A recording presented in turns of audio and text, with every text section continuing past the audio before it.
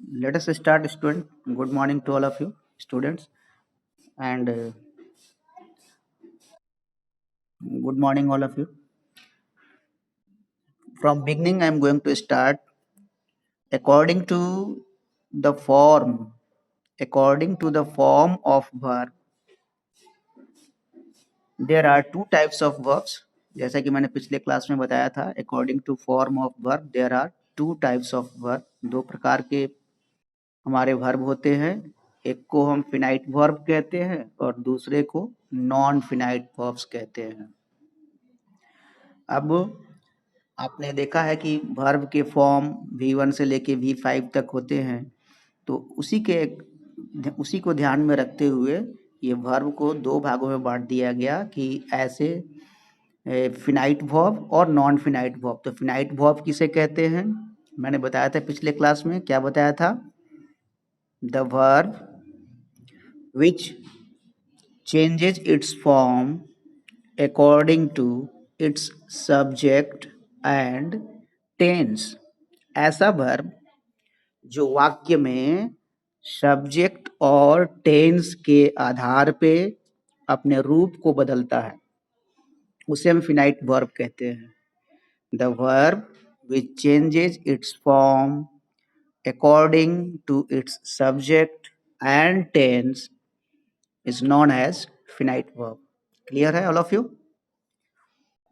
इसके एग्जाम्पल में आप कोई भी एग्जाम्पल ले लीजिए. She wants to play. She wants to play में वांट्स को अंडरलाइन कर दो. अब देखो इसका हम सब्जेक्ट चेंज करते हैं. सी के जगह पे दे. तो दे जैसे ही हम बोलेंगे तो वांट्स तो हट जाएगा ना. क्या लग जाएगा? They want to play.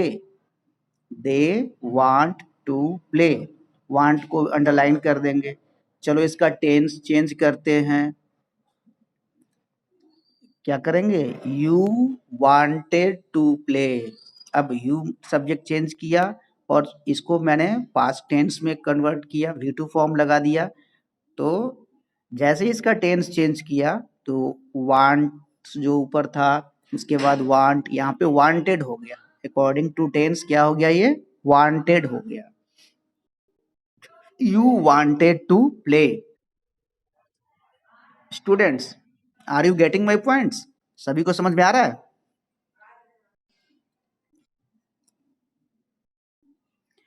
और ऐसे अगर आप सिंपल सेंटेंस लेके चलें इज आर एम वाला, तो जैसे आई एम ए बॉय, मैं एक लड़का हूं. अगर आई के जगह सब्जेक्ट चेंज कर दें ही, तो क्या हो जाएगा? ही के साथ एम तो नहीं लगा सकते. ही के साथ क्या लगाएंगे? ही इज ए बॉय, है ना. अगर इनके टेंस को चेंज कर दें अगर हम, तो यू आर ए गर्ल या सी वाज ए गर्ल. जैसे ही आप इसका टेंस चेंज करेंगे उसमें वर्ब भी आप देखते हैं ऑक्सिलरी वर्ब भी इसका चेंज हो रहा है. लेकिन यहाँ पे जो ऑक्सिलरी वर्ब आपको दिखाई दे रहा है इज आर वाज वर, इसमें अगर कोई मेन वर्ब नहीं है तो ये मेन वर्ब के रूप में काम करता है. स्टूडेंट्स, जो आप अंडरलाइन कर रहे हैं ये want, wants, wanted, is, are, am जो भी है, ये सारे हमारे फिनाइट वर्ब्स हैं.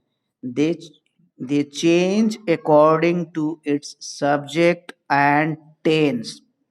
ये अपने सब्जेक्ट और टेंस के आधार पे क्या होते हैं? चेंज होते हैं सेंटेंस में. तो सबको आई थिंक सो ये क्लियर हो चुका होगा. स्टूडेंट्स, आगे बढ़ते हैं हम लोग. अब non finite verb. Non finite verb जिसे हमें पढ़ना है. Non finite verb just finite verb का अपोजिट है. The verb which doesn't change its form according to its subject and tense. ऐसा वर्ब जो अपने सब्जेक्ट और टेंस के आधार पे रूप परिवर्तित नहीं करता है. It remains same. ये हमेशा एक जैसा रहता है. इस पे किसी का फर्क नहीं पड़ता. सब्जेक्ट चेंज कर लो, टेंस चेंज कर लो, ऑलवेज रिमेन सेम. ये हमेशा एक जैसा रहता है. तो let us understand with example. इसको एग्जाम्पल के द्वारा समझते हैं हम लोग. जैसे ऊपर जो हमने लिया है उसी को ले लेते हैं फिर से। क्या? She wants to play. अब हमने ऊपर वांट्स को अंडरलाइन किया, अब यहाँ पे टू प्ले को आप अंडरलाइन कर दो। वह खेलना चाहती है, टू प्ले। अब देखो यहाँ इसके सब्जेक्ट को चेंज करते हैं फिर से। सी के जगह पे अब हम लगा देते हैं you. You want to play. देखो टू प्ले में कोई परिवर्तन आया क्या? टू सी के साथ भी है और यू के साथ भी है। चलो इसका अब टेंस चेंज करते हैं स्टूडेंट्स। जैसे they wanted to play, they wanted to play. तो दे वांटेड टू प्ले, यहाँ देखो टू प्ले फिर से अंडरलाइन करो। इस पे अभी भी कोई फर्क नहीं पड़ा, ना सब्जेक्ट का ना टेंस का। यही तो है इसकी मेन खासियत, जिसका डेफिनेशन मैंने अभी बताया आपको नॉन फिनाइट वर्ब का, जो कि ऑलवेज सब्जेक्ट और टेंस के चेंज होने से इस पे कोई फर्क नहीं पड़ता है, रिमेन सेम रहता है। तो स्टूडेंट्स ये आज का हमारा टॉपिक है नॉन फिनाइट वर्ब्स। तो इसके बारे में हम लोग डिटेल में देखेंगे students. Further now all of you open your copy and pen. सभी कॉपी और पेन निकाल लें। यहाँ तक हमने पिछले क्लास में भी किया था, अब इस टॉपिक को आगे बढ़ाते हैं students. Get ready with your pen and copy. Ready students? Yes, सभी रेडी हैं? There are 3 types of non finite verbs. अब फिनाइट वर्ब जो आपने देखा उसके लिए आपने टेंस पढ़ा हुआ है। Finite verbs goes according to the tense. Tense का आपने स्ट्रक्चर्स वगैरह सब कुछ देख लिया है, कैसे सब्जेक्ट के आधार पे वो चेंज होता है, टेंस के आधार पे चेंज होता है। We have already done finite verb. Finite verb को हमने कर लिया है, ठीक है। Now the new topic is non finite verb, जो कि चेंज नहीं करता है किसी भी कंडीशन में। उसको हमें पढ़ना है डिटेल में थोड़ा। तो there are 3 types of non finite verbs. पहला है इन्फिनेटिव, दूसरा जेरंड, इन्फिनेटिव INFINITIV इन्फिनेटिव, दूसरा gerund GERUND। Yes, infinitive first one is infinitive, दूसरा gerund and third is participles. Third is participles. ये 3 प्रकार के हमारे नॉन फिनाइट्स होते हैं। तो अब इनको एक एक करके हम लोग डिटेल में देखते हैं स्टूडेंट्स। पहला हेडिंग दो इन्फिनेटिव्स या द इन्फिनेटिव। इन्फिनेटिव क्या होता है देख लेते हैं हम लोग।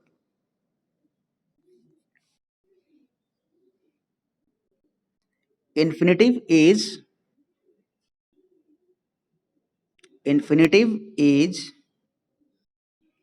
the base form of verb. Infinitive is the base form of verb. Verb का मूल रूप है infinitive. Infinitive is the base form of verb. Students, generally,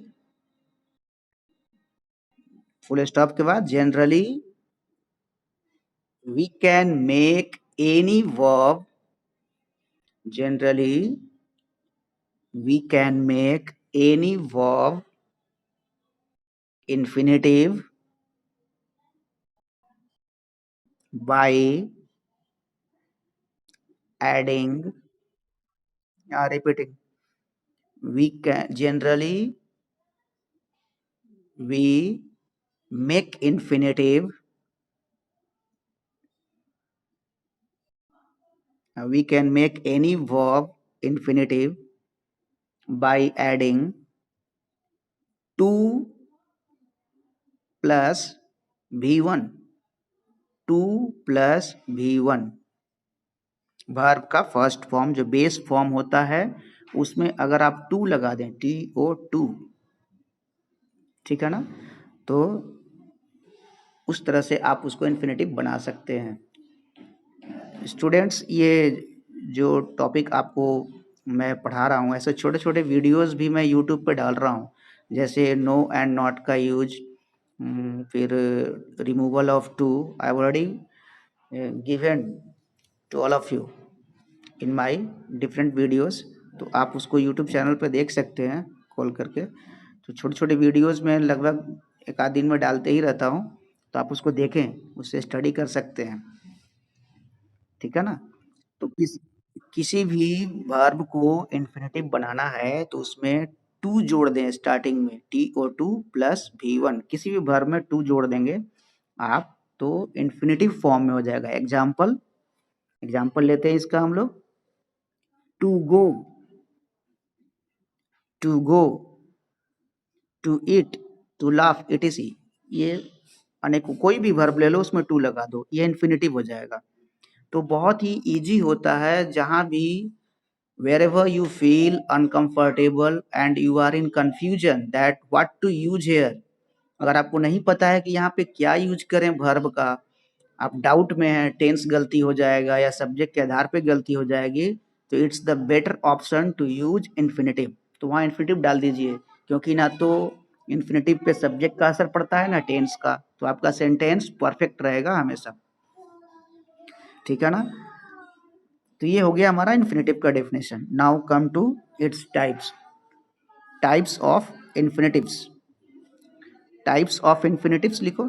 ये तो डेफिनेशन हो गया, और उसके अब टाइप्स देख लेते हैं। देयर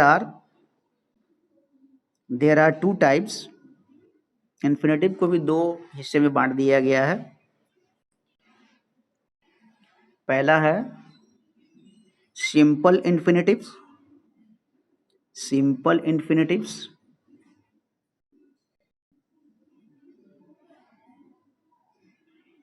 और दूसरा है qualifying infinitives, qualifying infinitives.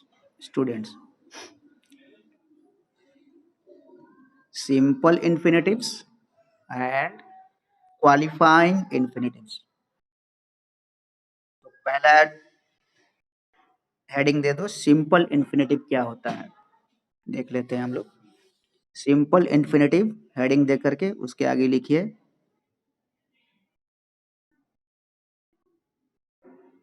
When infinitive is, when infinitive is used as, when infinitive is used as noun, then it is known as simple infinitive।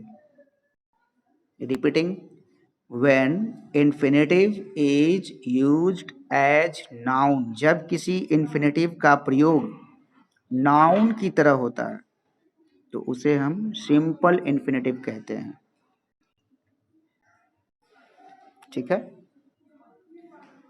तो इसको हम लोग देखते हैं। अब इसके नीचे हेडिंग दो, यूजेज, यूजेज। तो ये तो डेफिनेशन देख लिया, अब इसके यूजेस देख लेते हैं, किस तरह से ये नाउन के रूप में इस्तेमाल होता है। तो यूजेज में पहला लिखो,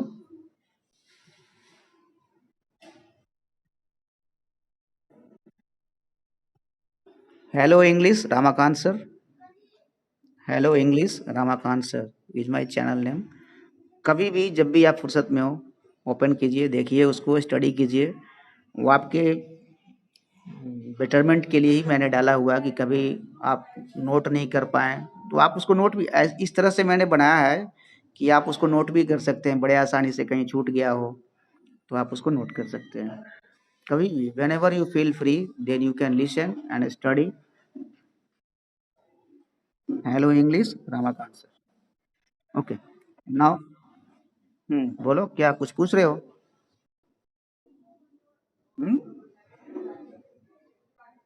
आवाज साफ नहीं आ रही है विनीत। चलो आगे बढ़ते हैं अभी। फर्स्ट यूज जो है इसका, पहला use, subject of a verb, subject of a verb. Noun के रूप में हम किसी इन्फिनेटिव का कैसे यूज कर सकते हैं? सब्जेक्ट ऑफ ए वर्ब, किसी वर्ब के सब्जेक्ट के रूप में। कैसे? लिखो, एग्जाम्पल लिखो इसका। To walk, to walk is an exercise, to walk is an exercise. To walk को अंडरलाइन कर देंगे आप। ये एक्सरसाइज जो है ना आपका वर्ब है यहाँ पे, और इसका ये सब्जेक्ट है। To walk is an exercise, टहलना क्या है? व्यायाम है। तो यहाँ पे इज जो लगा है ऑक्सिलरी वर्ब, ये आपका वर्ब है और उसके सब्जेक्ट के रूप में ये यहाँ पर आ रहा है। टू वॉक को अंडरलाइन कर देना। दूसरा एग्जांपल लिखो इसी में। To advise, to advise is easy, सलाह देना आसान है। टू एडवाइज इज इजी, सलाह देना आसान है। तो ये किस, इसमें वर्ब है इज, टू एडवाइज इसका सब्जेक्ट हो गया, है ना। तो टू एडवाइज को अंडरलाइन कर देंगे। तो किसी वर्ब के सब्जेक्ट के रूप में ये काम करता है। दूसरा मतलब ये नाउन हो गया वहां पे, टू वॉक या टू एडवाइज, यहाँ पे क्या हो गया? ये सब्जेक्ट के रूप में आ गया। ADVISE लगाना, CE नहीं, ADVISE, एडवाइस वर्ब का V1 फॉर्म। चलिए दूसरा लिखिए। Object of A, object of A transitive verb, object of A transitive verb, किसी ट्रांजिटिव वर्ब के ऑब्जेक्ट के रूप में, किसी ट्रांजिटिव वर्ब के ऑब्जेक्ट के रूप में।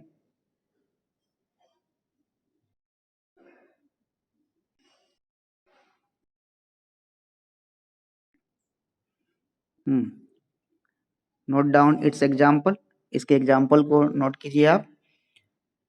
आई want to go now, I want to go now, मैं अब जाना चाहता हूं।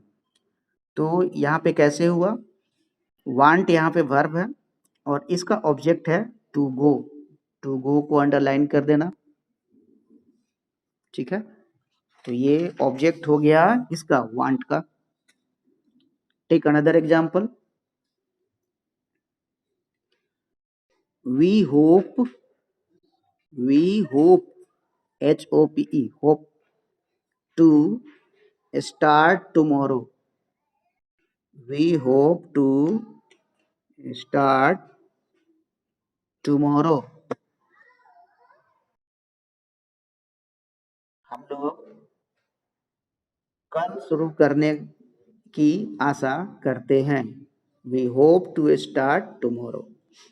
तो टू स्टार्ट यहाँ पे अंडरलाइन कर देंगे आप। ये किसका ऑब्जेक्ट है? होप का। होप आपका क्या है? वर्ब है। तो किसी वर्ब के ऑब्जेक्ट के रूप में, ठीक है ना, वो भी ट्रांजिटिव वर्ब के।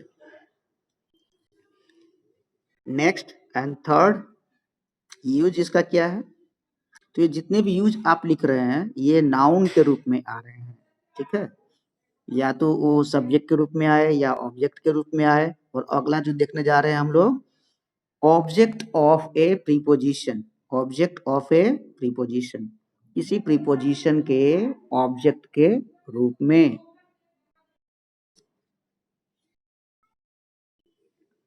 किसी प्रीपोजिशन के ऑब्जेक्ट के रूप में।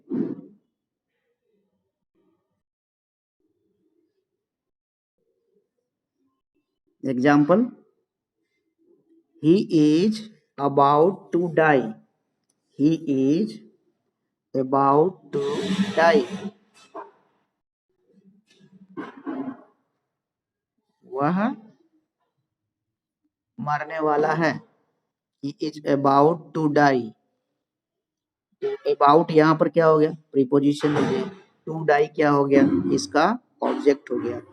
तो किसी प्रीपोजिशन के ऑब्जेक्ट के रूप में भी आप इसका यूज कर सकते हैं।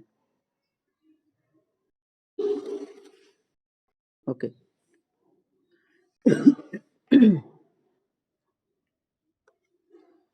Now we come to the second type of infinitive, qualifying infinitive. qualifying infinitive, तो ये हमने सिंपल इन्फिनेटिव में देखा कि जब हम किसी इन्फिनेटिव को नाउन के रूप में इस्तेमाल करते हैं तो इस तरह से इसके यूजेज हम कर सकते हैं सेंटेंस में। नाउ क्वालिफाइंग इन्फिनेटिव, ये इसके प्रोनाउंसिएशन में, मीनिंग में ही इसका डेफिनेशन छुपा हुआ है। Qualifying infinitive means it's going to qualify something, किसी चीज को ये क्वालिफाई करने जा रहा है, किसी चीज की विशेषता बताने जा रहा है। ऐसा इन्फिनेटिव जो किसी चीज की विशेषता बताता हो। तो इसका डेफिनेशन लिख लेते हैं। When infinitive is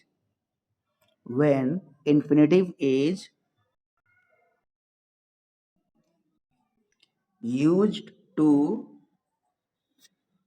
when infinitive is used to qualify,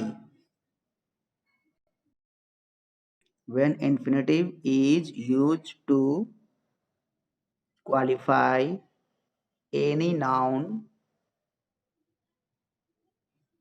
comma, adjective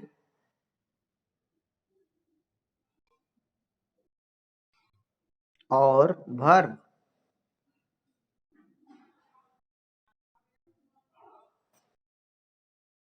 then known as qualifying infinitive। जब इन्फिनेटिव का प्रयोग किसी नाउन, एडजेक्टिव या वर्ब को क्वालिफाई करने के लिए किया जाता है, जब इन्फिनेटिव का प्रयोग किसी नाउन, एडजेक्टिव या वर्ब को क्वालिफाई करने के लिए किया जाता है, तब इसे हम क्वालिफाइंग इन्फिनेटिव कहते हैं, विशेषता बताने वाला इन्फिनेटिव। अब इसकी यूजेस देख लेते हैं स्टूडेंट्स। लिखो यूजेज, अगर आपने इसका डेफिनेशन लिख लिया है तो यूजेज क्वालिफाइंग इन्फिनेटिव का।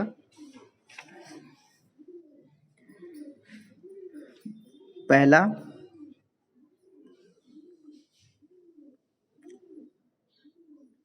As a adverb, as a adverb, as a adverb to qualify any verb,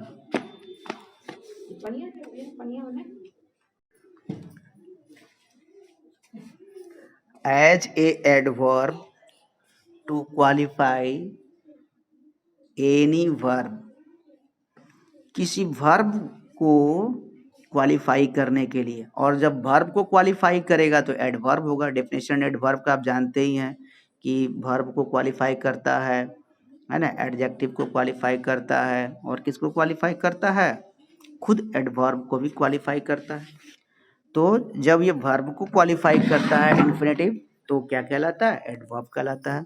तो as a adverb to qualify any verb. Example,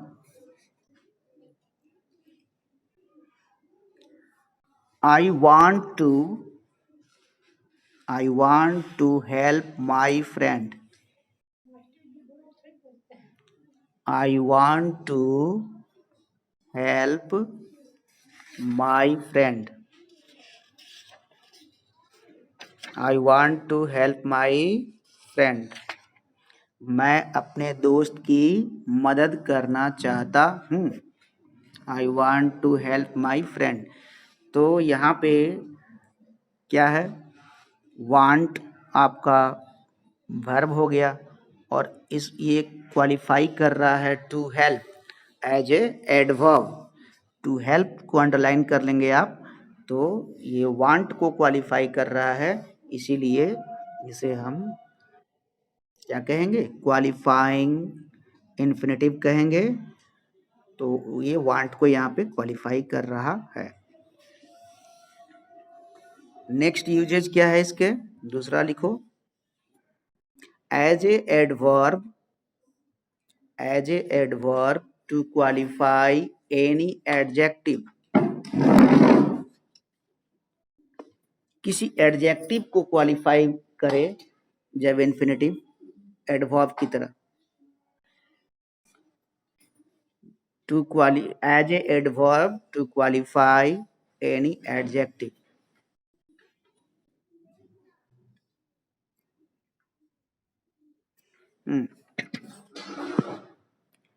चलिए देखें इसका एग्जाम्पल हम लोग।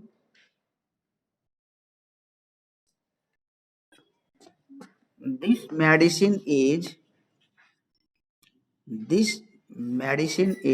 Pleasant. This medicine is pleasant to take. This medicine is pleasant to take. अब इसमें कौन सा एडजेक्टिव है बता सकते हैं आप? एडजेक्टिव कौन है? Any guess? This medicine is pleasant, खुशनुमा मतलब अच्छा, यह मेडिसिन लेने के लिए अच्छा है। प्लीजेंट, टेक यहाँ पे एडजेक्टिव है? नो, एडजेक्टिव नहीं है। पहले तो नाउन को तय करो। दिस मेडिसिन, यह दवा, ये नाउन हो गया। अब इसकी क्वालिटी क्या बता रहा? अच्छा। प्लीजेंट यहाँ पे ये एडजेक्टिव हो गया। दिस मेडिसिन इज प्लीजेंट, और इसको फिर क्वालिफाई कर रहा टू टेक, तो टू टेक को अंडरलाइन कर देंगे, ये एडवर्ब हो गया, है ना। और प्लीजेंट हमारा यहाँ पे एडजेक्टिव हो गया। तो किसी एडजेक्टिव को क्वालिफाई करने के लिए एडवर्ब की तरह भी हम इन्फिनेटिव का यूज करते हैं। Now come to the next uses. As a adjective, as adjective to qualify any noun.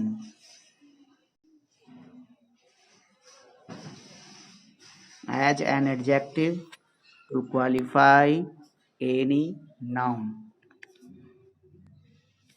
किसी नाउन को क्वालिफाई करने के लिए, जब नाउन को क्वालिफाई करेगा तो एडजेक्टिव हो जाएगा, ठीक है ना। तो एडजेक्टिव की तरह नाउन को क्वालिफाई करने के लिए भी हम इन्फिनेटिव्स का प्रयोग करते हैं। As an adjective to qualify any noun.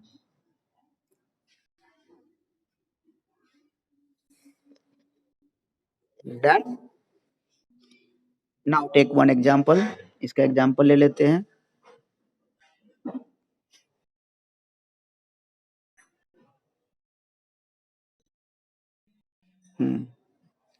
I like milk. I like milk to drink. I like milk to drink. मुझे दूध पीना पसंद है। I like milk to drink. अब यहाँ पे आपका एड नाउन कौन सा है? मिल्क है। इसको क्वालिफाई कर रहा है टू ड्रिंक, तो ये एडजेक्टिव हो गया। तो मिल्क को क्वालिफाई कर रहा है, तो ये टू ड्रिंक हमारा एज ए एडजेक्टिव आ रहा है। यहाँ पे इसको अंडरलाइन कर दो। I like milk to drink.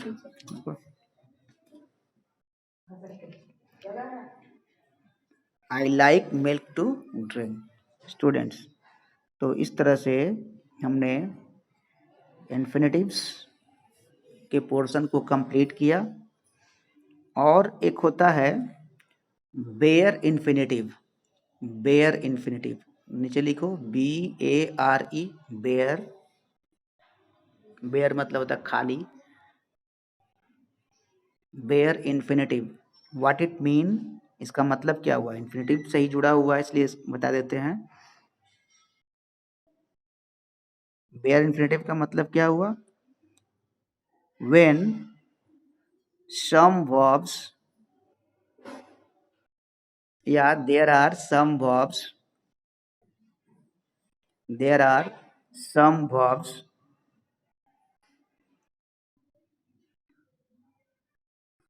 where we don't use to. There are some verbs where we don't use to,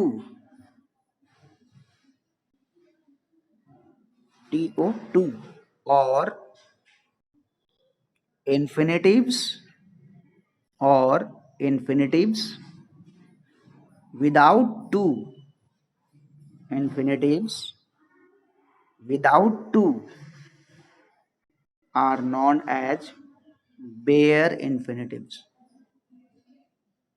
ऐसे इन्फिनेटिव्स जिनके साथ हम टू का प्रयोग नहीं करते हैं, स्टार्टिंग में जो टू लगाते हैं ना इन्फिनेटिव बनाने के लिए, टू का प्रयोग नहीं करते, तो उसे हम बेयर इन्फिनेटिव कहते हैं।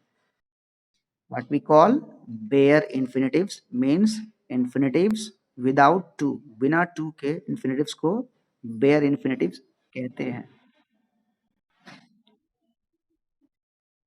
इन्फिनेटिव्स विदाउट टू, लिख लो small definition, infinitives without to, बिना टू के जो इन्फिनेटिव्स हैं, और नॉन एज बेयर इन्फिनेटिव्स, इनको बेयर इन्फिनेटिव्स कहते हैं।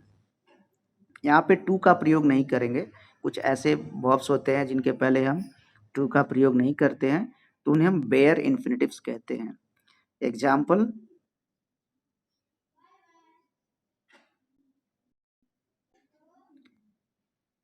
आई हर्ड हिम क्राई। आई हर्ड हिम क्राई,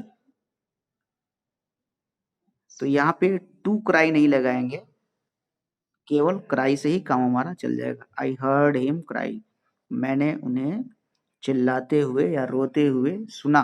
आई हर्ड हिम क्राई। तो कल इसके यूजेस देखेंगे students. In our next part we will see its uses, इसके यूजेस को देखेंगे हम लोग। तो आज का जो क्लास है students, related to non finite verbs, and we did one type of non-finite, that is infinitive, and introduction of bare infinitives. So in our next class we will see the usage of bare infinitives and the rest part of infinitives. Okay students, any query you want to ask?